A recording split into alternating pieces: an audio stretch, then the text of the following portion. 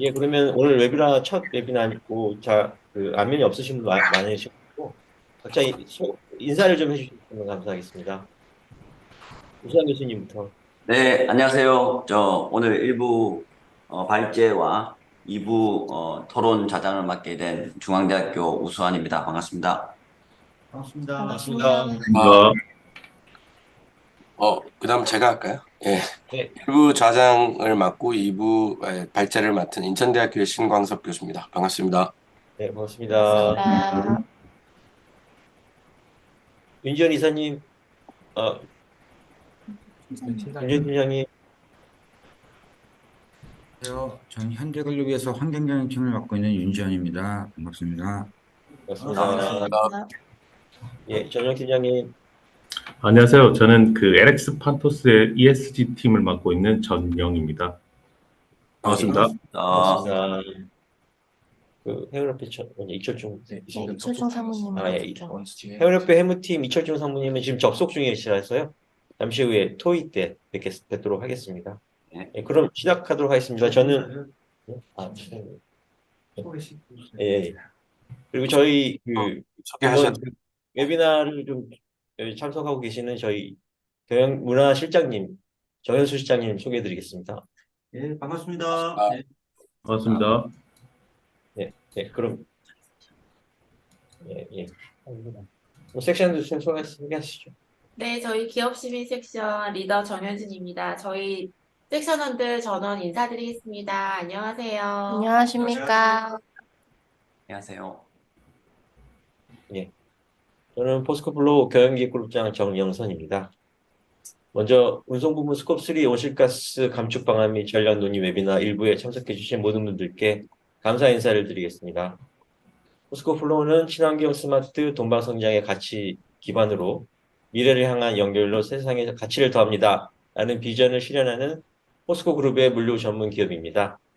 현재 2030 국가 온실가스 조정 감축 목표 4억 3,700만 톤 중 수송 부분 배출량 6,100만 톤 감축 달성을 위해서 구체적인 온실가스 감축 대책이 필요한 상황인데요. 이에 근본 웨비나를 통해서 스콥 1, 2를 넘어서 스콥 3 배출량 관리를 위한 감축 방안도 포괄적으로 논의를 해보고자 합니다. 사전 안내드린 바와 같이 금일 웨비나 프로그램은 1부와 2부 2개 세션으로 진행되고요. 각 1시간씩 진행될 예정입니다. 1부를 끝나고 2부는 별도 링크로 접속을 하셔야 저희가 웨비나 참석이 가능하셔서 이 점 유의 좀 부탁드리겠습니다. 1부 세션 참석자분들 먼저 소개해 드리겠습니다. 예, 소개해 드리기 전에 저기 각자 참석하신 분 인사를 드렸는데 이철중 사모님 이제 접속을 하셨거든요. 인사 먼저 해주시면 감사하겠습니다. 네. 안녕하세요. 들리시나요? 네. 예, 네. 감사합니다. 예, 이렇게 저희 포스클로에서 하는 행사에 불러주셔서 감사합니다. 저는 한국해운협회에 지금 그 상무로 재직 중에 있고요. 오늘 같이 좋은 말씀 나누기를 기대하겠습니다. 감사합니다. 반갑습니다. 반갑습니다. 예, 반갑습니다. 각자 소개는 해주셨지만 오늘 참석하신 분 간략하게 소개 다시 한번 드리면 근본 1부 세션은 중앙대학교 국제물리학과 우수환 교수님께서 발제를 해주실 예정이시고요. 1부 토론 좌장은 인천대학교 동북아 물리학과 신광석 교수님께서 맡아주실 예정이십니다. 발제 이후의 토론은 토론 패널로는 해운협회 해무팀 이철중 사무님, 글로비스 환경경영팀 윤지전 팀장님, LX 판토스 ESG 전영 팀장님께서 자리에 참석해 주셨습니다. 그럼 1부 세션은 먼저 우수환 교수님께서 15분가량 발제를 해주시고요. 약 30분간 신광선 교수님께서 토론 및 질의응답을 해주실 예정입니다. 그럼 지금부터 운송 부분 스콥3 온실가스 감축 방안 논의 1부 세션을 시작하도록 하겠습니다. 발제자 우수환 교수님을 큰 박수로 맞이해 주시면 감사하겠습니다. 네, 반갑습니다. 이렇게 포스코 플로우에서 친환경 경영을 위해 노력하고 있고 특히 운송 부분에 스콥 3가 굉장히 중요한 이제 화두가 되고 있는데 사실 기업들이 이 부분에 대해서 적극적으로 대처하지 못하고 또 정부나 공공기관에서도 이 부분에 대한 대응을 많이 못하고 있는 상황입니다. 특히 이제 저희 같이 물류 기업들은 이제 자체 화물, 자체 장비를 가지고 운영하는 기업이 있는 반면에 또 아웃소싱을 상당히 많이 하는 기업들도 많이 있습니다. 결국 스콥3가 이 기업, 우리 물류 기업들 간에 아웃소싱을 주고받는 물류 기업들 간에 연결고리를 만드는 그런 부분인데, 이런 부분에 대해서 특히 포스코 플로우에서 관심을 가지고 이 부분에서 연구를 진행한 부분에 대해서 굉장히 의미 있다고 생각을 하고 있습니다. 그리고 저도 이 연구에 참여하게 되어서 영광으로 생각을 합니다. 저희들이 인천대 신강석 교수님이랑 이제 중앙대에서 여러 이제 역할을 나눠서 연구를 했는데요. 오늘 같이 이렇게 1부, 2부 나눈 것처럼 이렇게 나누어서 연구를 하진 않았고, 사실 분야를 나누어서 연구를 했습니다. 그렇지만 오늘은 이제 논의의 편의를 위해서 앞부분은 기본 전반적인 흐름들하고, 그다음에 스코프3 온실가스 감축을 위해서는 그러면 포스코 플로우뿐만 아니라 우리 실제로 실행사들과 어떤 형태로 우리가 협력을 해서 감축해 나갈 수 있을까? 이 부분에서 논의를 좀 하도록 하겠습니다. 네. 예, 다 아시다시피, 저희들 파리협약에서 이제 저희들 산업화 이전보다 지구온도 상승을 2도를 지킬 것이냐, 1.5도를 지킬 것이냐, 이 논의가 계속 있었는데, 결국 파리협약의 의미는 1.5도를 지키는 것으로 다 합의를 했다는 부분이 제일 핵심이고요. 그리고 그것에 따라서 NDC, 국가별로 간축표를 자율적으로 정해서 이것을 계속 이제 관리하는 것이 이제 파리협약의 핵심입니다. 근데 최근에도 1.5도 지키는 거는 사실상 불가능해졌다. 이런 논의도 많이 있고, 아직 이 부분에 대해서 우리 계속 이제 세계적으로 이런 어떻게 해야 될 것이냐 논의가 계속 진행되고 있습니다. 그래서 결국 지금 현재 체제는 저희가 기후 변화 대응에 이제 대응하는 체계는 파리 기후 변화 협정에 기반을 하고 있는데, 각각 나라들이 NDC가 온실가스 감축 목표를 가지고 정하고 그것을 5년마다 제출하고 이행사항을 점검받고 있습니다. 이제 모든 나라들이 다 있는데, 미국 같은 경우도 2050년까지 50%에서 55% 2005년 대비 감축을 하는 것을 목표로 하고 있고, 2050까지 넷제로 하는 것을 목표로 하고 있습니다. 캐나다도 마찬가지로 유사한 방식의 대응을 하고 있습니다. 일본도 굉장히 적극적으로 대응하고 있는 국가이고, 중국은 워낙 논란이 많은 국가이기 때문에 적극적인 답을 내놓고 있습니다. 2005년 대비 온실가스 배출량을 2030년까지 65%까지 감축하겠다고 하고 있습니다. 영국이 이제 처음에 굉장히 적극적으로 해서 최초 법안을 만든 국가인데, 요즘에 약간 입장이 좀 이렇게 불투명해지고 있는 모습도 보이긴 하는데, 영국은 계속 이제 적극적인 입장을 보여왔습니다. 독일도 마찬가지이고요. 그런데 이제 이게 NDC 체제, 그러니까 파리 기후협약에서 NDC 체제 이외의 부분이 이제 해운하고 항공입니다. 특히 이제 저희 포스코 플로우나 우리 글로비스, 판토스 계시는 분 모두 다 이제 해운에 많은 이제 부분을 이제 운송 부분을 맡기고 있는데요. 여기에는 IMO에서 규제를 하도록 하고 있습니다. 그래서 최근에 MEPC 80차를 저도 다녀왔는데, 여기서 결정한 가장 중요한 것은 2050년까지 넷제로를 만들겠다. 그전에는 2050년까지 50% 감축하겠다로였는데 2050년까지 넷제로로 가겠다 부분이었고요. 여기서 이제 우리가 많이 이제 기업들이 많이 하는 것은 이제 CII, EAXI나 EDI는 조선소와 관련된 거고, EEXI는 현재 운항 중인 선박이니까, CII는 이제 운항 효율, 그러니까 탄소 배출 효율성과 관련된 규제이고, 이번 해부터 내년부터 이제 적극적으로 이제 적용되기 때문에 관심이 많은데, 사실은 IMO 단기 조치는 만약에 중기 조치가 제대로 만들어지게 된다면 사실 별로 의미 없는 조치라고 많이 얘기를 하고 있습니다. 그래서 이제 기술적 조치가 GFS, 그러니까 이런 연료만 써야 된다라는 기준을 정하고, 그리고 이제 그거는 이제 기술적 조치고요. 그다음에 탄소 배출을 하게 되면 거기에 따르는 경제적 조치를 해서, 지금 현재로는 ETS, 그러니까 거래제를 하자고 하는 것이 유럽 쪽이 이제 주장을 하고 있지만, 대부분의 논의는 레비나 피베이트, 그러니까 이제 탄소를 배출하면 거기에 해당하는 금액을 부과하는 그런 방식을 얘기하고 있습니다. 근데 이것이 지금 이번에 AB80자에서 이제 또 정해진 또 중요한 것 중에 하나가 이 중기조치의 영향평가를 24년까지 마치고 중기조치 대안, 여기서 논의되고 있는 대안들을 2025년 4월까지 이제 어떤 안을 있다 제안을 하고 2025년 8월까지 중기조치를 선정을 해서 중기조치를 실제로 적용한 게 2027년입니다. 결국 이제 한 4년밖에 안 남은 거고요. 사실 2027년 초기에 시작을 하니까 3년 정도의 시간이 남았다고 보는 거죠. 그러면 이제 비용이 굉장히 다시 올라가게 되는 그런 문제가 생기게 예상이 됩니다. 그리고 이제 NDC 측면에 그런 이제 여건 하에서 우리나라는 NDC 차원에서는 2018년 대비 2050년 그러니까 대비 40% 감축 목표를 2030년까지 하고 있고 2050년까지 탄소 중립을 선언한 상태입니다. 그리고 뭐 녹색성장위원회나 뭐 탄중위라고 하죠. 그리고 뭐 추진 전략도 만들고 기술혁신 전략 이런 것도 만들어서 진행을 하고 있습니다.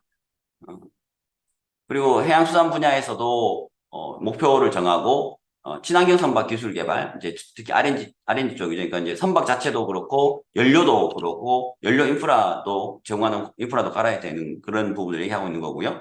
그다음에 결국에는 이 이제 친환경 전환을 선사들이 해운 기업들이 해야 되는데 이 해운 기업들이 전환할 수 있도록 여러 가지 이제 보조금이나 지원을 해주고 있습니다. 그리고 이제 자체적으로 해양수산부에서 이제 운영하고 있는 관공선 자체도 30년까지 388척 대체 건조하는 것으로 하고 있습니다. 이제 물류 전반, 국내의 물류 전반으로 봐서도 지금 이제 뭐 철도로 전환한다든지 철도 운송량을 늘린다든지 그다음에 차량도 무공해차 보급, 그다음에 모빌리티 뭐 그런 친환경화를 계속 하겠다라는 것을 목표를 삼고 있습니다. 그런데 이제 이것들이 중요한 것은 기업들이 어떻게 하고 있냐의 문제가 중요한데 결국에는 뭐 여러 지금 물류 기업들 페덱스나 뭐 DB 쉔커나 뭐 이제 해운 쪽에서 머스크 일본 해운업계들이 있는데 대부분 자체가 가지고 있는 것을 어떻게 친환경화할 것이냐 이것을 이제 주로 논의를 하고 있습니다. 그러니까 차량의 전기화 그리고 거기에 이제 차량을 전기화하거나 또는 무탄소화하려면 거기에 필요한 대체 에너지가 필요한데 대체 에너지 어떻게 쓸 것이냐 마찬가지죠. DB 쉔커도 마찬가지고요. 전동화, 바이오연료, 머스크도 친환경 선박 메탄을 중심으로 지금 주도를 하고 있는데요. 이제 친환경 선박 도입, 그다음에 대체 연료 개발. 일본도 마찬가지입니다. 이렇게 논의를 하고 있고요. 네, 뭐 한진, 대한통운도 마찬가지로 자체가 가지고 있는 운송 수단에 대한 친환경화 그리고 재생에너지 도입하겠다 이런 이제 전부 다 틀입니다. 하다 보니까 죄송하지만 판토스 얘가 없네요. 죄송합니다. 네, 근데 예, HMN 같은 경우도 지금 메탄 그러니까 머스크가 이제 시장을 좀 주도를 하고 있어서 메탄 9,000T급 뭐 이제 발주했고요. 그 위에 이제 탈탄소 항로 구축 뭐 그린 시핑 코리도라는 거 이제 그런데 뭐 부산항하고 어떤 특정 항만 간에는 완전히 무탄소로 실험을 해보겠다는 것이 지금 그린 시핑 코리도고 그것이 사실 실천하는 데 있어서 굉장히 중요한 수단으로 생각을 하고 있습니다. 그런데 이제 결국 여기 이런 이제 논의들이 있는데 중요한 것은 그러면 우리가 자체 가지고 있는 것도 이제 중요한데 아웃소싱하는 스콥 3 부분은 어떻게 할 것이냐 이 부분에 대한 사실 적극적인 대응이나 그런 부분 별로 없습니다. 그래서 아까도 서두에 말씀드렸지만 포스코 플로우에서 이런 스콥 3에 대한 대응을 관심 가지는 것은 굉장히 의미 있다고 생각을 하고 있습니다. 그래서 이제 이 장표가 사실 오늘 제 논의의 핵심인데요. 결국에는 우리 이제 포스코 플로우나 또는 뭐 글로비스 같은 경우에는 뭐 이제 자체 선박이 많이 있죠. 그러면 이제 약간 아웃소싱을 주고 있고 판토스도 뭐 이제 운송 부분은 해상 운송 부분은 아웃소싱을 주고 있고 나머지 부분은 창고나 이런 부분은 직접 많이 하고 있는 상태인데 이것이 결국에는 스코프3가 온실가스를 그러면 얼마나 배출하고 있냐 결국 내가 배출하는 거 말고 내가 아웃소싱 주는 주체가 얼마나 배출하고 있냐에 대한 데이터가 확실하냐 그래서 그것이 우선은 측정이 가능하냐 이 부분이 먼저고요. 두 번째는 그것을 데이터를 여하이 굉장히 효율적으로 서로 공유할 수 있느냐, 그리고 그것을 책임질 수 있느냐, 이 부분입니다. 그래서 이 부분에 대한 논의가 좀 필요하고, 이 부분은 정말 우리가 뭐 단지 계약 관계를 기반하고 있지만 그 이상의 어떤 노력이 필요한 상태입니다. 뭐 해상운송 같은 경우는 아까 말씀드렸지만은 지금 중기 조치를 하게 되면 부가금이 작게는 이제 톤당, 그러니까 탄소 배출 톤당 56달러에서 지금 450달러는 이제 과한 얘기이지만 이렇게까지 해야지 빨리 전환된다. 그래서 450달러를 부과해야 된다라는 주장도 사실 만만치 않게 제기되고 있습니다. 그리고 그래 이 부가금이 결과적으로는 물류기업 그리고 화주한테 다 전가가 될 거라고 예상이 되는데, 물론 그 힘의 관계에 따라서 뭐 퍼센티지가 달라질 수 있겠죠. 하지만 분명히 비용 상승은 될 거고요. 그래서 이제 중장기적으로 해상운송 서비스의 뭐 저탄수화, 무탄수화를 위해서 친환경 선박으로 대체 발주를 하고, 지금 우리 특히 이제 여기 그 포스코 플로우 같은 경우에 비전형선 같은 경우에 어떻게 그러니까 전용선이 아닌 그 스팟 화물을 운송하는 선박에 대해서는 어떻게 전환하는 것을 지원해 줄 것이냐, 이런 노력이 필요합니다. 그래서 우선은 아까 데이터 문제에 있어서 우선은 이 어떤 디지털 플랫폼을 구축하자는 것이 우리 연구의 일부 결론입니다. 디지털 플랫폼을 구축을 하고 여기에 이해관계 이제 협력업체들이 들어오고, 여기에서 필요한 데이터들을 서로 정의해서 실시간으로 공유할 수 있는 방법을 찾아야 되겠다. 근데 이것을 그냥 뭐 계약관계에 있으니까 해라라고 할 수는 없는 거죠. 그래서 폐쇄형 플랫폼 구축하고 거기에 따라서 인증을 해주고 또 그 업체들에게 또 지원을 해주는 그런 방식의 스콥3 대응 방안이 필요하지 않겠는가, 이렇게 저희들이 제안을 했습니다. 그래서 저희가 뭐 이제 여러 가지 뭐 이름은 뭐라고 될지는 모르겠지만 인증을 좀 하는, 그러니까 포스코 플로우 내에서 인증 작업을 해서 그 안에서 데이터를 확보를 하고, 그리고 감축을 하는 기업들에게는 또 뭔가 페이버를 주고 인센티브를 주는 그런 방식의 것들을 제안을 했고, 포스코 플로우에서는 이런 부분을 굉장히 적극적으로 수용을 하고 있는 상태입니다. 네, 제 발표는 여기까지 하고 토론을 저희 김광석 교수님께서 진행해 주시면 감사하겠습니다. 네, 우선 아주 짧은 시간 동안 굉장히 컴팩트하게 발표를 마쳐주신 우수한 교수님께 감사 인사드립니다. 박수 한번 드릴까요? 제가 감기가 오래 가네요. 그래서 목이 좀 상태가 안 좋은데 이해해 주시기 바라고요. 저희가 주어진 시간이 한 30분에서 40분 사이인 것 같은데요. 오늘 토론해 주실 분이 3분이라 저희가 시간을 많이 드리지는 못할 것 같고, 한 분씩 한 7분, 5분에서 7분 정도 말씀을 해주시고 각자의 의견을 들은 다음에 종합 토론을 하는 방식으로 진행하는 게 조금 더 편리하지 않을까 싶습니다. 그래서 뭐 이건 제가 자장이니까 이 패널 순서에 있는 대로 이철중 상무님께서 먼저 짧게 해주시고 윤지원 팀장님, 전영 팀장님 이렇게 순으로 진행하는 게 좋을 것 같습니다. 그렇게 진행해도 되겠습니까? 네. 네, 그러면 이철중 상무님부터 5분에서 7분 사이에 이렇게 오늘 발표 드렸던 내용들 하고 그 다음에 궁금하신 점 그리고 몇 가지 의견 같이 섞어서 짧게 말씀해 주시면 제가 메모에 뒀다가 마지막 종합 토론 때 반영해 드리도록 하겠습니다. 네, 신 교수님, 감사합니다. 저희가 물론 ESG 관점이나 아니면은 따로 이 환경규제 관점에서 이 부분은 상당히 관심 있는 부분이고 또 우리가 극복해야 할 현재 과제라고 생각합니다. 잘 아시겠지만 우리 선사들이 지금 2000년에 들어서 만들어진 환경규제들, 바다에서의 규제, 또 특히 이제 지금 현재는 대기에서의 규제가 가장 큰 또 화두가 되고 있습니다. 근데 어떻게 보면 바다 물에 대한 규제는 어느 정도 해소를 해왔는데 이 대기에 대한 규제는 해소되는데 너무 큰 대가를 치르고 또 너무 많은 불확실성 때문에 상당히 어려운 지금 상황에 있습니다. 그다음에 특히 이제 오늘 주제로 다룬 이 스콥3에 대해서 같은 경우에는 기업의 입장에 봤을 때는 다 스콥 1이나 2는 다 배출량을 충분히 통제할 수 있다고 생각합니다. 그럼에도 불구하고 스콥 3에 대해서는 산업부문 전반에 대해서 특히 국내외 영업 활동하는 우리 포스코플로어라든지 포스코라든지 또 우리나라 수출입이 많은 의존도가 높은 우리나라 같은 경우는 더더욱 더 극복하기 어려운 하지만 꼭 필요한 일이라고 생각합니다. 특히 이제 각종 심사 기준이라든지 공시 기준 이런 데서 그 국제적인 이니셔티브에서 이런 스컵3에 대한 그다음에 1, 2뿐만 아니라 스컵3에 대한 부분들이 점점 평가 요소로 공시 기준으로 올라가다 보니까 이런 일들이 계속해서 벌어지고 있는 것 같습니다.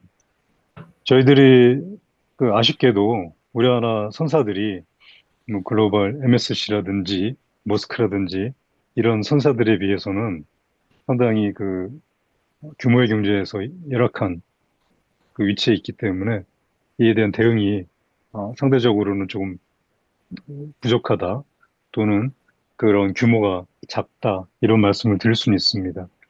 하지만 이제 우리가 가지고 있는 강점인 유선이라든지 또 인재에 대한 인프라, 그다음에 포스코와 같은 큰 이 국제적인 그 기업이 수출 기업이 같이 있기 때문에 충분히 우리한테는 기회가 있다고 생각합니다. 특히 제가 강조하고 싶은 것은 그 스코어 1, 2, 3 다 온실가스 배출에 있어서는 ES 측면에서 봤을 때는 고객의 니즈가 아주 크다고 생각합니다. 뭐 규제도 있겠지만 스코어 같은 그 선사의 입장에 봤을 때는 가장 큰 고객이지 않겠습니까? 그러면은 우리 화주의 역할이 매우 중요하다고 생각하고 화주가 아, 바라보는 그 방향성, 그다음에 그 선주들이 따라가는 그 의지 이런 거에 따라 가지고 여러 가지 변화들이 많이 있을 거라고 생각합니다. 특히 오늘 그런 관점에서 교수님이 발표해 주신 우리 교수님의 디지털 플랫폼 구축에 대해서는 매우 중요하고 그다음에 의미 있는 제안이라고 생각합니다. 우리가 대출량 산정부터 조금 더 그 처음에 러프하기 시작하겠지만 제대로 이 전체적인 체인 관계에서 디테일하게 들어가서 우리가 어디에 약점이 있고 또 어디에 강점이 있는지 그다음에 특히 우리처럼 원거리 운송을 해야 되는 국가에서는 자원이 그 에너지 자원이 나오지 않는 국가에서는 또 어떻게 대처해야 되는지 화주하고 선주가 같이 공동으로 그 고민하고 노력할 때 기회가 있다고 생각하고요. 지금이 어떻게 보면은 어떤 회사들은 어, 포트폴리오를 다양하게 그다음에 디테일하게 가져갈 수 있겠지만 우리는 입장에서는 그 규모의 문제가 그만큼 안 되기 때문에 많이 못 가고 있습니다. 여기에서 우리 화주 역할들을 많이 기대하고 그다음에 거기 협력이 이루어질 거라고 기대하고 있습니다. 간단하게 이렇게 모두 발언을 마치겠습니다.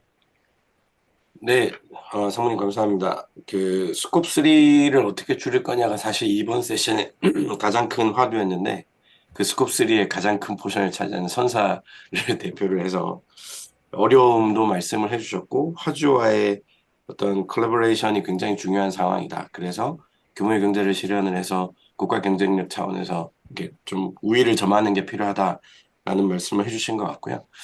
두 번째로는 이제 글로비스의 윤지현 팀장님께서 말씀을 부탁드리도록 하겠습니다. 예, 안녕하세요. 윤지원입니다. 잘 들리시나요? 예. 그 앞에 그 말씀 주신 부분들에 대해서 공감하는 바가 크고요. 그 우수환 교수님은 전에 저랑 이제 핸드폰 통화도 한번 했었는데 저희 지속가능경 보고서 보시고 뭐 질문과 그 조언 많이 해주셨고 그 교수님 질문 받으면서 지속가능연구소 이렇게 꼼꼼히 봐주시는 학계 교수님이 계시셔서 너무 좋았고 그리고 저희 그 관련 저랑 같이 저희 ESG나 뭐 이렇게 탄소 중립 많이 논의하는 제 그 임원급들하고도 같이 한번 얘기한 적이 있었습니다. 그 앞에 이제 해운업계에 대해서 말씀을 많이 주셔가지고 뭐 간단하게 그 말씀드리면서 지금 여기 토론 주제로 있는 세 가지 부분에서 간략하게 좀 언급을 좀 하겠습니다. 개인적으로는 제 경우에는 제가 2010년에 이제 저탄소 녹색순환 기본법이 이제 왔을 때부터 이 환경 업무를 하기 시작했고요. 물류 기업이 계속 있으면서 이제 고민을 해왔었는데 사실 이제 저희가 한 13년 지났지 않습니까? 근데 한 10년 동안은 약간 좀 정체돼 있었다가 2020년에 이제 물류업계들이 국내 탄소 배출권 거래제에 좀 편입이 좀 됐습니다. 저희하고 CJ대한통운을 시작으로 해가지고 이제 편입이 좀 되면서 그 온실가스 관리 측면에 대한 아까 말씀하신 스콥 1, 2에 대한 관리도 좀 더 강화하게 됐고 스콥 3는 이제 탄소 중립과 ESG 경영에 대한 그 일환으로 요즘에 굉장히 많이 고민을 좀 하고 있는 상황이고요. 저희도 이제 탄소 중립 그 발표를 좀 앞두고 있습니다. 아마 추석 지나고 나서는 대회 공개가 좀 될 거고요. 한 뭐 작년부터 관련 과업을 TFT 측면에서 이제 해오고 있었고, 제가 거기에서 그 같이 참여하면서 그 역할을 좀 하고 있었는데요. 그래서 이제 우수환 교수님이 발제해 주셨던 내용들 중에 상당수 부분이 이제 다 최신 자료고 저희도 이제 같이 검토했던 부분이고, 해운업계에 있어서 이제 그뭐 아까 CI 규제나 뭐 ETS 얘기도 많이 주셨는데 아, 그 내용들 중에서 이제 제가 조금 강한 시그널을 느꼈던 건 약간 머스크 사례였습니다. 그러니까 머스크 같은 경우는 에탄올 선박에 대한 계획을 갖고 있으면서 이 새로운 에너지, 이제 기존의 선박에서 쓰고 있는 에너지 전환을 할 때 이 에너지를 어떻게 공급받을 것이나 이거에 대한 공급 라인에 대한 그 전략을 이미 구사하고 있었고 관련 이제 연구 기관에 이제 투자를 좀 하면서 좀 실질적으로 현실화시키려고 하는 모습들이 굉장히 많이 보였습니다. 그래서 좀 이 부분이 우리나라의 선사들도 뭐 좀 같이 좀 본받아야 될 부분이라는 생각을 좀 했었고요. 그리고 이제 저 같은 경우는 요즘에 가장 신경 써서 보고 있는 게 이제 EU ETS 이제 해운 부분이 이제 내년에 편입돼 가지고 25년부터는 이제 EU ETS의 배출권 거래 비용이 저희 국내 글로벌 선사 전체지만 국내한테도 이제 운임 상승 요인이 좀 반영이 좀 될 수밖에 없는 여건들이 좀 되고 있다는 측면하고 또 이제 잘 아시다시피 유럽의 이제 CBAM을 비롯한 이제 우리 국내 철강 업계 거기에 이제 자동차 부품 업계도 좀 일부 들어갈 수 있다는 좀 내용이 좀 있어서 그런 부분들이 우리가 이제 준비를 하지 않으면 우리 산업계 전반으로 굉장히 큰그 부담 요인이 좀 될 수 있다는 부분들 때문에 저희 현대자동차 그룹 내에도 관련된 좀 직접적인 영향을 받는 계열사들이 좀 있고, 그리고 이제 해운은 저희가 사상을 좀 많이 보유하고 있어서 그 부분을 이제 사업부하고 요즘 한창 좀 논의하고 있는 상황입니다. 그래서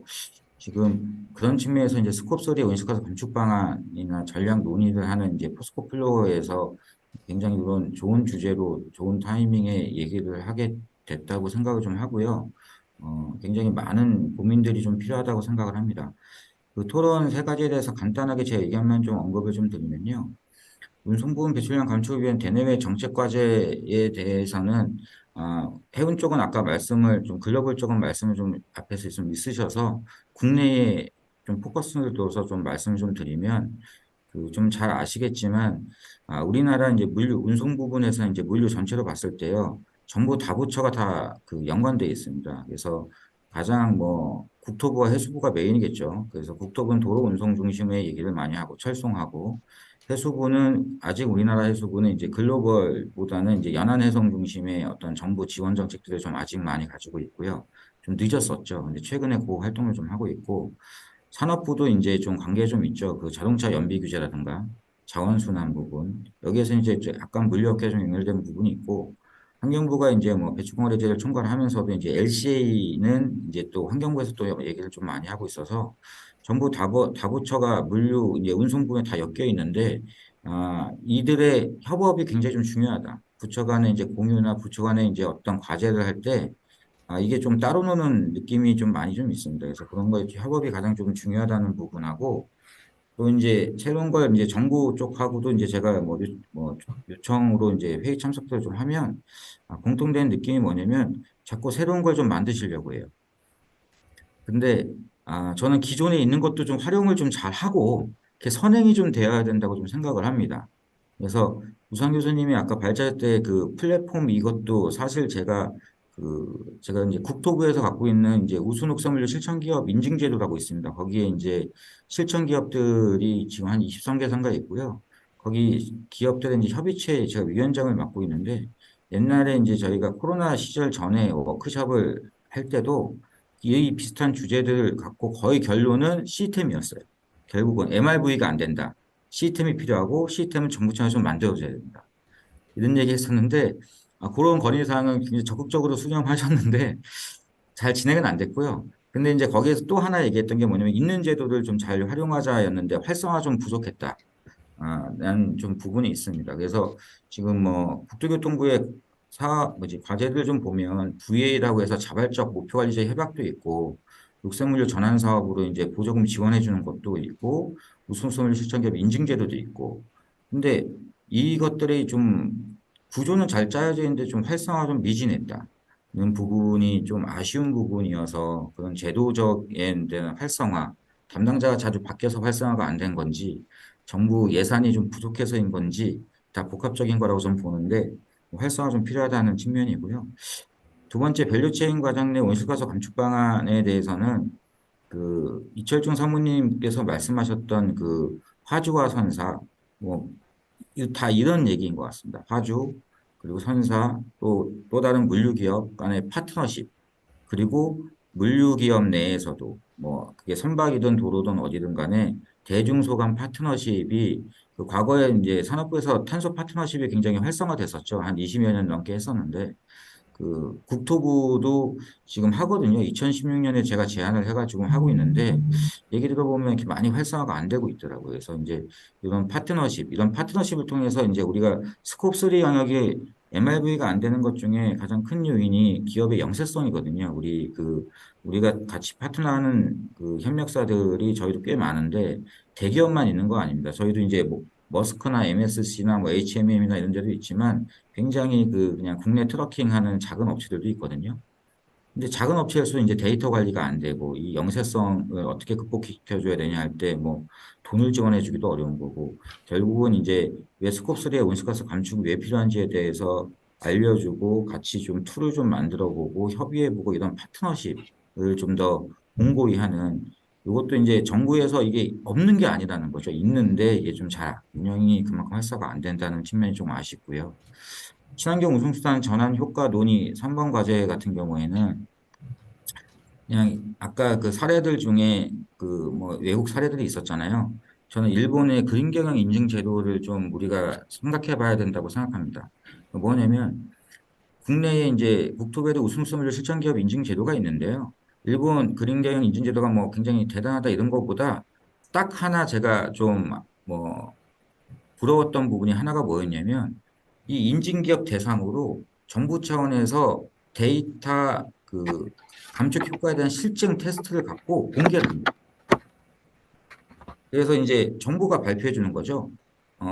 그 너희가 어떤 온실가스 감축 뭐 프로젝트를 했을 때 이거에 대한 효과, 그게 뭐 창고도 있고 도로도 있고 여러 가지 있을 거 아닙니까? 그에 대한 전환 효과, 감축 효과를 정부 차원에서 그걸 연구해서 데이터를 공개합니다. 그래서 인증 제도에 계속 참여하게끔 인센티브도 있고 여러 가지가 있지만 그런 데이터에 대해서 좀 공식적인 것들이 발표가 되는 저희가 그게 좀 부족해요.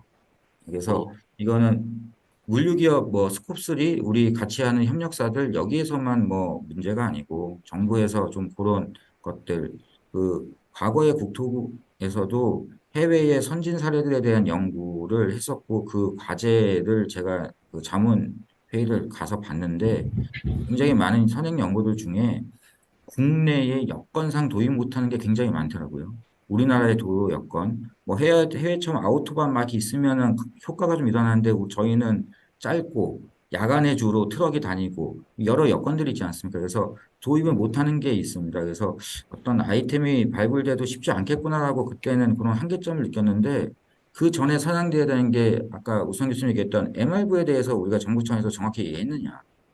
정부가 기업에 지원해 준 거에 대해서 효과 테스트를 해서 그걸 공식적인 발표들을 계속 해왔느냐, 축적해 왔느냐. 그게 일본의 그린 경영 인증 제도에서 제가 본 모습이거든요. 그래서 그 부분이 좀 우리가 앞으로 좀, 논의가 좀 되고 실행이 되면 참 좋겠다라고 말씀드리면서 저는 이만 마치겠습니다. 네, 예. 너무 많은 얘기를 해주셔가지고 제가 정리가 잘 안 되는데, 예, 뭐 현재 선사의 현재 처한 상황이라든지 지금까지 정부가 진행해왔던 정책들 그리고 해외 사례까지 다 총망라해서 말씀을 잘 해주셨고요. 저희도 연구를 하면서 좀 느꼈던 거는 옛날에 만들어진 제도가 기업들에게 이렇게 확산이 됐으면 지금 우리가 이렇게 온실가스 배출량이 정교하게 산정되지 못하는 것 때문에 생기는 여러 가지 문제를 미연에 막을 수 있지 않았을까라는 생각이 좀 들고, 아까 말씀하셨던 것 중에 이거를 열심히 하려고 하는 이니셔티브가 좀 필요한데, 모티베이션이 돼야 되는데, 특히 이제 물류 기업들이 이 물류 서비스에 참여하는 여러 기업들이 영세하다 보니까 이제 이런 것까지 시스템으로 관리할 수 있는 체계를 갖추기가 쉽지 않았다라는 거죠. 그런 것들을 정부가 좀 나서서 적극적으로 도와주고, 그리고 그 결과가 잘 나왔으면 정부가 인증해주는 방식으로 이렇게 외부에 공표를 해서 이 사람이 또 공신력을 가지게 되고, 그래서 여러 회사들이 다시 참여하게 되는 그 선순환 구조를 가져야 된다라는 게 주요 의견이신 것 같습니다. 네, 마지막으로 LX 판투스의 전영 팀장님의 말씀을 좀 듣도록 하겠습니다. 네, 안녕하십니까. LX 판토스 전영입니다. 잘 들리시나요? 먼저 발표에 앞서서 우수환 교수님 그리고 윤지현 팀장님 좋은 말씀 많이 감사드리고요. 특히 그 우수환 교수님이 만든 장표에 저희 그 LX 판토스가 없어서 더 열심히 해야겠다라는 마음가짐을 죄송합니다. 아닙니다. 한 번 더 가질 수 있었고요. 아마 장표에 없는 건 저희가 선대를 운영하거나 항공 이런 기반 자체 설비가 없는 포워더이기 때문에 아마 비교군에서 빠졌을 거라고 생각을 하고, 오늘 이제 발표 내용 중에 자체적으로 온실가스를 저감하지 않더라도 화주를 어떻게 온실가스를 저감하는 생태계로 들어올 거냐에 대한 말씀을 조금 드려볼 수 있을 것 같아요. 포워더로서. 그래서 발표를 시작하면 일단은 먼저 저희 그 운송 부분 배출량 감축을 위한 대내 정책 과제가 있는데요. 아마 여기 계신 분 다 잘 아시겠지만 그 IEA에서 발표했을 때 전 세계 온실가스 배출량의 약 한 17%에서 많게는 20%까지가 운송 부분에서 현재 발생이 되는 걸로 조사가 되고 있고요. 그러하기 때문에 지금 글로벌 패러다임에 맞춰서 우리나라 역시도 전 수송 영역에 있어서 국가 감축 목표를 설정하고 모빌리티 친환경화 추진, 그리고 수소 생태계 구축 등 많은 노력들을 하고 있습니다. 특히 해운 분야 같은 경우는 선박 에너지 효율 지수인 EEXI나 탄소 집약 지수 CII 기반 관련해서 기반 규제 정책을 통해서 IMO의 2050 넷제로 또 달성을 하기 위한 고강도 규제가 쏟아져 나오고 있고요. 실제로 당사는 중형 선박을 2척 보유하고 있습니다. 근래에 이제 구매를 했고요. 그러다 보니까 저희가 선박을 전혀 운영하지 않던 입장에서 이제 운영을 하는 입장으로 바뀌다 보니까 이 규제를 따라가는 게 상당히 힘들더라고요. 노후화가 상당히 진행된 선박임에도 적용돼야 되는 기준, 허들이 상당히 높기 때문에 기업 측면에서 대응하기가 상당히 어려운 실정입니다. 그래서 저희도 이제 컨설팅을 통해서 저희가 보유한 2척에 대해서 어떻게 지속적으로 운행이 가능하게끔 할지에 대한 고민들을 많이 하고 있는데요. 더 말씀을 드리면 지금 현재 26년의 스콥3 의무 공시가 이제 다가오는 상황에서 운송 부분의 감축량 저감은 결국은 전 공급망의 선결 과제로 떠오르고 있고요. 이런 상황에서 제가 말씀드리고 싶은 건 글로벌 규제에 대응하기 위해서는 다방면의 정부 차원의 정책, 지원이 절실히 필요한 상황이라고 지금 생각이 되고 있고요. 첫 번째로는 운송 전 부분에 있어서 저탄소 또는 이제 무공해 연료 및 인프라 확대 정책 지원이 필수적으로 선행이 돼야 될 부분이고요. 그리고 이제 운송 부분 배출량 중에서 약 70% 이상이 도로 수송에서 발생을 하고 있습니다. 도로 수송 관련해서는 친환경 화물 자동차 지원 확대나 친환경 운송 모드인 철도 운송과의 연계를 통한 복합 운송 등 이제 여러 방면의 이제 지원이 필요한 상황이라고 생각을 하고 있고요. 유지현 팀장님께서도 말씀을 잘 해주셨지만 여러 정책들이 많이 있습니다. 근데 여러 정책들이 많은데 기업들이 어떤 정책을 따라가야지 이게 올바른 방향으로 갈 수 있고 정부의 효과적인 지원을 받을 수 있냐라고 물어보면 그 기업 아무 기업도 정답이 없습니다, 현재. 그렇기 때문에 그러한 이러한 규제들이 조금은 콤팩트화되고 현실화되고 그리고 기업의 지원 또는 그 규제가 일부 완화되면서 저희의 목적을 달성할 수 있는 이런 이제 정책들이 조금 정리가 필요하다라는 생각이 좀 들고요. 저희 두 번째 과제인 그 밸류체인 내 온실가스 감축 방안 관련해서 뭐 먼저 말씀을 드렸지만 그 밸류체인 과정에서 그 온실가스를 많이 발생하는 부분이 그 업스트림에서 에너지 사용과 원자재 유통, 운송을 들 수 있는데요. 결국은 전 밸류체인 과정에서 운송 부분이 차지하는 온실가스 배출량이 상당하다가 핵심인 것 같습니다. 그러면은 그걸 어떻게 감축할 거냐에 대해서 먼저 말씀드렸듯이 지금 운송 부분의 70%를 차지하는 도로 운송 같은 경우는 이미 EV 전환이라든지 이제 뭐 아직 수소는 아직 먼 이야기지만 수소 연료에 대한 전환 등등 기술적 조치는 상당히 진행이 되고 있다라고 판단이 되고 있고요. 그에 반해서 지금 현재 저희 해상 운송 관련해서는 정부 정책, 정부 지원 관련해서 상당히 미비한 어떻게 보면 규제가 먼저 선행이 되고 그 규제에 맞춘 이제 지원 방안이 나오고 있는 어떻게 보면 거꾸로 된 이제 방향으로 가고 있다라고 생각이 되고 있고요. 관련해서 기술적 조치가 일정 부분 시간이 많이 필요한 부분이거든요. 당장 뭐 규제야 당장 낼 수 있지만 그렇기 때문에 그 부분을 어떻게 운송 과정의 프로세스를 개선해서 우선은 운송 과정의 효율화를 어떻게 진행할 거냐 그리고 그런 부분으로 선대 또는 이제 선사에서 어떻게 온실가스 저감을 실현하고 그 온실가스 저감된 저감된 양을 바탕으로 고객과 화주들의 스콥 3를 줄일 거냐에 대한 전 과정에 대한 고민이 조금 필요한 사항이다라고 이제 말씀을 드릴 수 있을 것 같습니다. 그리고 마지막으로 이제 그 친환경 운송 전환의 효과인데요. 뭐 저희가 항공 부분, 그 해운 부분만 조금 말씀을 드리면요. H&M에서 저희 쪽 이제 그 판토스 쪽에다가 이제 제안을 해온 내용이 있습니다. 뭐냐면, 자체적으로 그 저탄소, 친환경 연료를 기반으로 한 운송 루트에 대한 화주 영업을 콜라보를 하자라고 이제 저희 쪽에다 이제 제안이 왔었고요. 그 프로그램 이름이 아마 그 그린 세일링 서비스로 제가 기억을 하고 있고, 그런 부분에 있어서 아무래도 저희가 포워더 입장에서는 화주와 직접적으로 저희가 컨택을 할 수 있고, 화주가 선택을 하게끔 할 수 있고, 그 선택으로 인해서 화주에게 저희가 그 화주의 탄소 저감 양을 서티피케이션까지 포함해서 이제 제공할 수 있는 어떤 이런 선순환 구조가 되어 있는데요. 결국은 이러한 프로그램이 활성화되기 위해서는 친환경 운송 수단으로의 전환이 선행이 되어져야 되는 게 우선시가 되고 있습니다.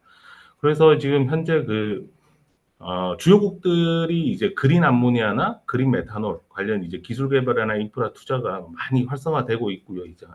그리고 이제 국제 선사들 그리고 이제 국내 대형 선사들 또한 이제 친환경 연료 추진선 도입 가속화 등 이제 운송 부분 탄소 저감의 큰 축으로 작용할 걸로 예상을 하고 있습니다. 그래서 이제 이러한 부분들을 내가 선사 단독, 포워더 단독이 아니라 어떻게 저희 국가적 차원에서 이런 콜라보를 통해서 실질적인 저감을 할 수 있을 거냐에 대한 고민을 한다면 운송수단 전환의 효과는 극대화될 거로 생각하고 있습니다. 네, 이상 발표를 마치겠습니다.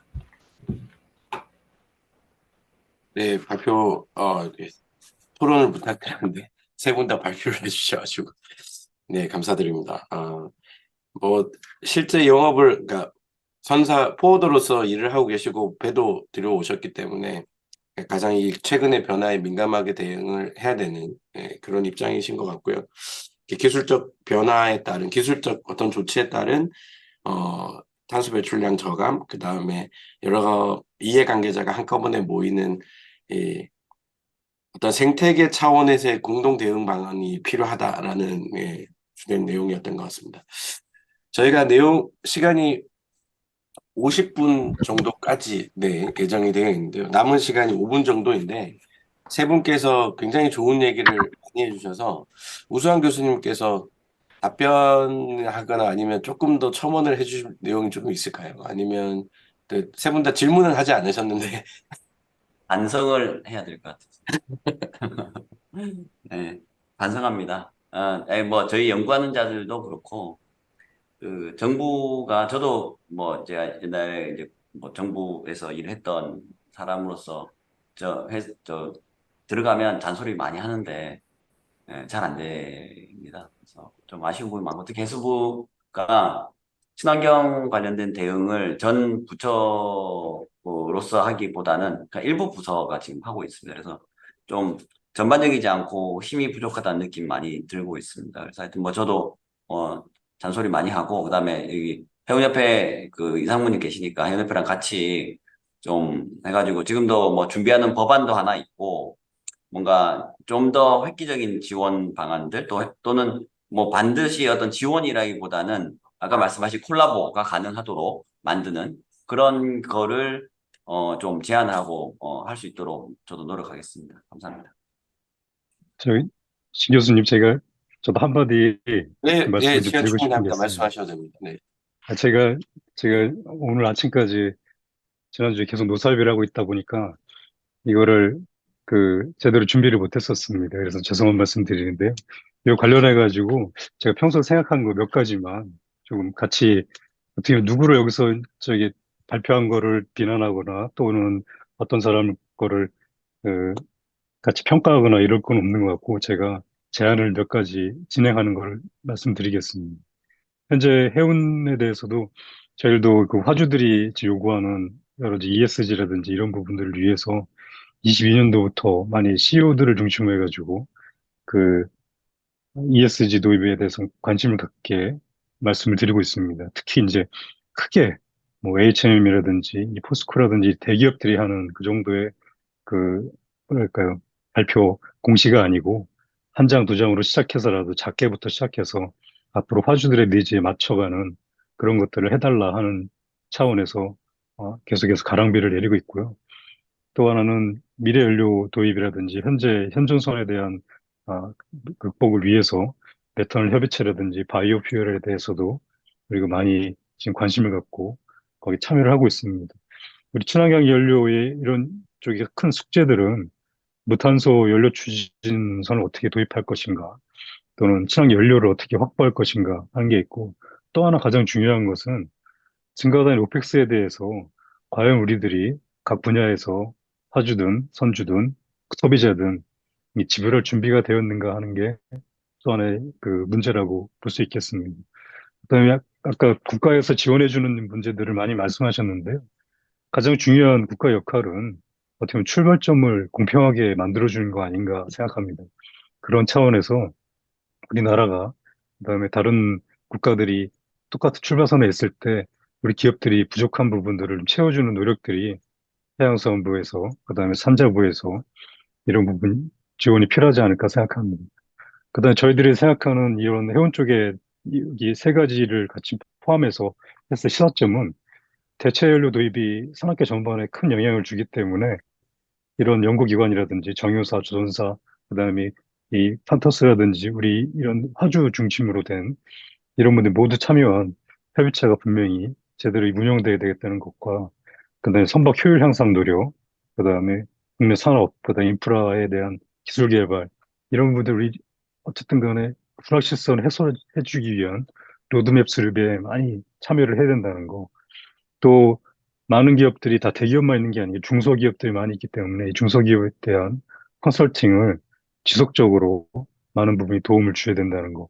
그다음에 벌크선, 탱크선에 특히 이쪽에 어려운 부분이 많이 있기 때문에 이쪽에 대한 그 다른 데보다 대형이 아니기 때문에 그렇습니다. 컨테이너에 비해서 CI 규제에 대한 그 대응을 좀 지원해 줄 필요가 있다. 근데 미래 연료 그 추진선이라든지 이런 부분들이 아마 발주가 25년경에 아마 집중될 거로 예상되고 있습니다. 이에 따라 가지고 국적선에 대한 야득 확보라든지 금융 지원이라든지 이런 부분들이 여기에 계신 우수한 교수님을 비롯해서 많은 그 전문가분들이 조언을 통해 가지고 정부가 선제적 조치를 할 수 있도록 분위기를 마련해 주는 게 가장 중요하다 이렇게 평소에 생각하고 있습니다. 마지막에 길게 말씀드려 죄송합니다. 입니다. 시간을 딱 맞춰줘서 제가 할 일이 없어서 정말 감사합니다. 네, 저희 약속했던 시간이 50분 정도고 10분 쉬고 이제 2부를 진행을 해야 돼서 이제 이대로 많이 더 논의해야 될 게 많긴 합니다만 이쯤에서 가름을 하고요. 정리를 하자면 이런 것 같습니다. 어쨌든 스콥3를 줄이려면 특정 기업이나 어떤 특정 주체가 리딩을 하는 것은 거의 불가능하다. 혼자만의 힘으로는 불가능하니 이 생태계에 참여하는 모든 사람들이 공통의 목표를 가지고 같이 줄이려고 하는 노력이 필요하다라고 생각이 들고요. 그런 관점에서는 정부는 제대로 된 정책이나 지원 제도를 가지고 운영을 해야 되고 그게 일관성이 있어야 될 거고요. 기업은 좀 롱텀으로 긴 호흡을 가지고 기술 개발이나 장비 교체, 그다음에 당장 시행할 수 있는 소프트웨어적인 측면, 운영 측면에서 이 온실가스 배출량을 줄일 수 있는 여러 가지 방법들을 단계적으로 시행하는 게 필요한 것 같습니다. 학계나 연구소 쪽에서는 당연히 여러 가지 정책들이 잘 쓰고 기업들이 잘할 수 있도록 여러 가지 지원 방안을 찾는 데 노력을 해보도록 하겠습니다. 오늘 교수님, 바쁘신 와중에 네. 한데 일부 맞추기 전에 너무 이런 자리 흔치 않으니까 질문 한 개만 좀, 한두 개만 좀 받아보는 시간을 가지면 어떨까요? 네, 그러면 네, 시간이 조금 여유가 있으니까 그러면 저희 발표했던 분들은 오늘 얘기를 다 하신 것 같고요. 혹시 참석하셨던 분들 중에 질문이 있으시면 채팅창에 쳐주시면 제가 대신 해드리도록 하겠습니다. 왜냐하면 이게 보이스를 키시면 뭔가 이렇게 하울링이 좀 생기고 여러 가지 문제가 좀 생길 수가 있어서요. 제가 질문을 좀 하나 하고 싶은데요. 네. 제가 타이핑이 늦어서 말로 좀 하겠습니다. 네, 괜찮습니다. 하울링이 안 생기면 괜찮습니다. 아니, 발표하신 분하고 또, 참여하신 분들 말씀들을 들으니까, 기업 차원에서도 많이 준비하고, 정부 차원에서도 대응을 많이 한다고 생각이 드는데, 이렇게 실무적인 입장에서 참, 이렇게, 뭐랄까, 좀 부족하다라는 느끼는 점이 뭐냐면은, 온실가스 저감이 실질적이고 가시적인 효과를 나타내기 위해서는, 두 분 교수님께서 말씀하셨듯이, 데이터, 관리가 우선되어야 되는데, 이 데이터를 산정하는 기준이 지금 명확하게 되어 있는 것 같지는 않아요. 저희들이 이제 연구 과정대로 보면은. 그래서 이런 데이터를 공시하기 위해서는 데이터를 산정하는 기준이 회사별로 다 달라서는 안 된다라는 생각이 들고요. 이 초기 단계이기 때문에 판토스나 글로비스에서는 일정 부분 탄소 배출량 산정을 해서 발표하는 걸로 알고 있습니다. 그래서 그런 부분들을 이제 데이터를 어떻게 산정을 하고 인정을 받는지 각 기업들이 이제 두 회사에서는 어떻게 하고 있는지가 궁금하고요. 또 한편으로는 이런 기업 차원에서 이런 부분들이 각자 진행되어서는 안 되고 정부 차원에서 어떤 산정 기준에 대한 공신력을 확보를 하고 그 확보된 객관적인 산정 기준에 따라 데이터의 공신력이 확보되어야지만이 탄소 배출에 대한 모니터링이 되고 또 저감 효과를 가시적으로 나타낼 수 있다고 보여지거든요. 그래서 질문이 좀 굉장히 포괄적인데 글로비스 오신 윤지현 팀장님하고 전영 팀장님께서 각 회사에서는 어떻게 이 데이터에 있는 데이터를 산정을 하고 또 공시를 하시는 건지 또 정부 정부 부처 간의, 부처에서는 또 이 데이터 관리를 위해서 어떤 일들을 준비하고 있는지, 해운업계 이철중 상무님이 말씀하셔야 되는지, 우수영 교수님께서 말씀해 주실지 잘 모르겠는데, 그 부분에 대해서 시간이 좀 지났는데요. 좀 의견을 좀 듣고 싶습니다. 네. 그러면 질문을 첫 번째 기업에서 어떻게 공시하는지에 대한 내용을 조금 간단하게 설명을 해주실 수 있을까요? 어떤 기준이나 이런 지표 산정하는 데 있어서. 저희 판토스에서 좀 말씀을 드리겠습니다. 이제 말씀하신 대로 저희 판토스 같은 경우는 저희가 매년 이제 국내에서 발생되는 배출량을 산정해서 배출권 거래제에 들어가 있고요. 현재 국가 배출권 거래를 하는 대상 기업으로 선정이 돼 있고요. 그 거래를 위해서는 거래 또는 이제 저희가 지속 가능 경영 보고서에 공시를 하기 위해서는 우선은 기업에서 기업 데이터 기반으로 기업 내에서 배출량을 산정을 합니다. 배출량을 산정을 한 후에 이제 국가가 지정한 제3자 검증 기관에 법적으로 검증을 받게 돼 있습니다. 그 검증 기관은 환경부하고 이제 연계가 된 이제 검증 기관이기 때문에 국가에서는 인정을 해주는 부분이고요. 그렇게 해서 약 반년 정도 걸린다고 보시면 돼요. 그 데이터를 게더링하고 그 데이터에 대한 신뢰성을 확보하고 그리고 산출한 후에 그 제3자 검증원으로부터 해당 배출량이 적절하다. 스콥 1, 2 또는 이제 스콥 3까지 하는 경우도 요즘은 기업이 많이 늘어나고 있거든요. 15가지 항목이라 그러면 한두 가지 항목에 대해서 이제 점차적으로 진행을 하면서 결국은 스콥 3 전체에 대한 배출량을 산정한다가 이제 기업의 목표죠, 최근에는. 그렇기 때문에 검증을 진행해서 결국은 그 검증된 데이터를 기반으로 저희가 배출권도 살 수도 있고 팔 수도 있고 하는 이런 정책적인 부분이 돼 있기 때문에 이제 시작을 하는 부분이라고 이제 라면 타 기업의 이제 어떤 배출권 거래 또는 이제 검증을 하는 어떤 방식에 대해서 좀 벤치마킹을 하면서 하면 큰 무리는 없을 거로 생각을 하고 있습니다.